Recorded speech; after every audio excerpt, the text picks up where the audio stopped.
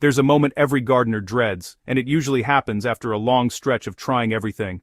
You've added compost, watered faithfully, sprinkled fertilizers, maybe even pleaded with the garden gods, yet the soil still feels like cement, the plants still look tired, and growth just refuses to take off. What most gardeners don't realize is that the biggest problem isn't the nutrients you put in, it's the soil structure itself, hard, compacted, lifeless ground that roots can't push through and microbes can't survive in. But here's the exciting part. Across many parts of Africa, farmers quietly mastered a natural solution generations ago. A fermented soil brew so powerful that it literally melts tough, rock-hard dirt and brings dead soil back to life. And today, right here on Crop Corner, we're digging deep into how you can recreate this ancient forgotten brew in your own backyard.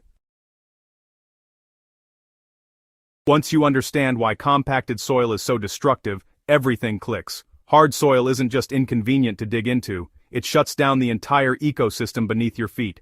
Air can't circulate, water pools on the surface or runs off, beneficial microbes suffocate, roots twist, and struggle instead of spreading. Even the best fertilizers become useless because the soil simply can't process them. This was the battle many African farmers fought after years of harsh sunlight and repeated tilling hardened their fields into clay-like slabs. But instead of relying on chemicals or machines, they turned to nature's oldest engineer, fermentation. The brilliance of this forgotten African soil brew lies in its simplicity. Farmers would gather whatever organic materials they had on hand, green leaves, dried residues, manure, ash, and a bit of healthy soil, and allow it all to ferment. That fermentation process became a biological explosion, multiplying beneficial bacteria, fungi, and enzymes into billions. When poured onto compacted soil, the mixture didn't just soften the earth, it reawakened it. Particles loosened, water finally seeped through, and the soil began breathing again like a living sponge. Inspired by this ancient method, we've refined a modern version you can easily prepare using common garden materials. To brew your own soil-reviving elixir, start with a 20-liter bucket, add 5 kilograms of fresh green plant material, anything from weeds to grass clippings to leafy kitchen scraps. This green material provides the essential nitrogen and sugars that microbes feed on.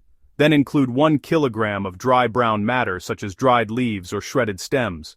This balances the carbon-to-nitrogen ratio, which microbes rely on to thrive. Next, introduce 1 kilogram of animal manure, ideally from cows or goats, because they naturally carry diverse microbial communities. Sprinkle in 200 grams of wood ash for potassium and trace minerals, and then pour in about 15 liters of clean, non-chlorinated water. Rainwater is ideal if available, but any water free from chlorine will work. Finally, add a handful of soil from a healthy area of your garden. This introduces native organisms that help your brew adapt perfectly to your land.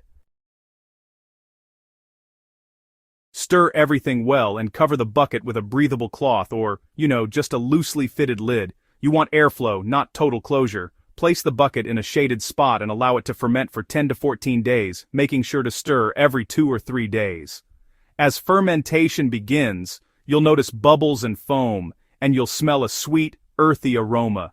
That's your signal that the microbial community is exploding, producing natural acids and enzymes that will later dissolve compacted soil particles and rebuild soil structure. After 2 weeks, go ahead and strain the liquid carefully. The dark brown solution you collect is the heart of the brew. The leftover solids shouldn't be wasted. Just add them to your compost pile or spread them as mulch around trees. They'll continue contributing nutrients and microbes long after the liquid is used.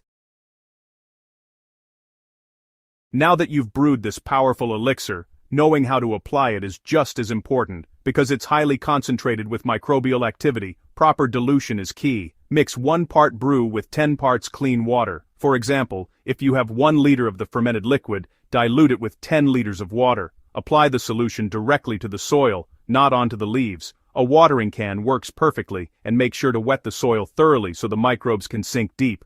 The best times to apply are early morning or late evening when sunlight won't dry the surface too quickly. For compacted or dead soil, apply every 2 weeks during the first month. After that, once a month is more than enough to maintain the transformation.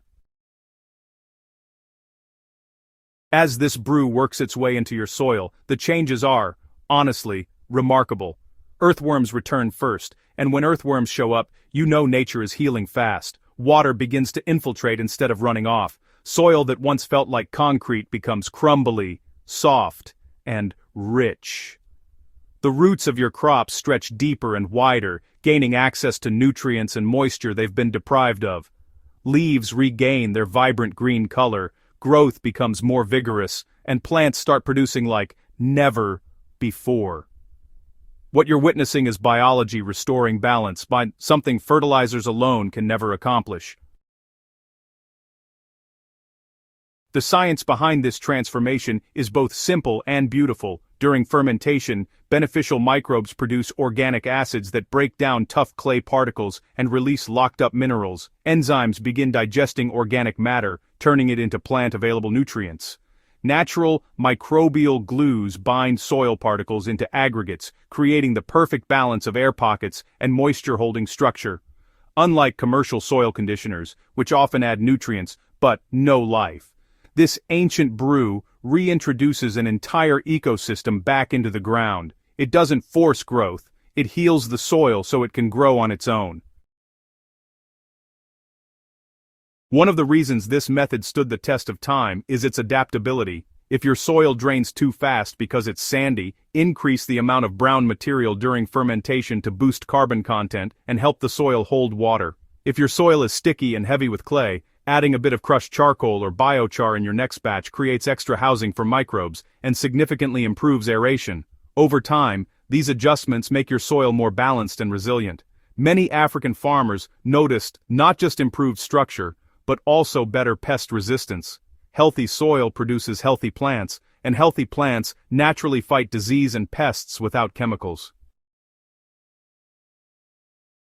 This ancient brew isn't just a gardening trick, it's living agricultural wisdom, passed through generations of farmers who learned to observe and work with nature instead of against it. Today, science confirms what they knew all along. Soil fertility begins with biology.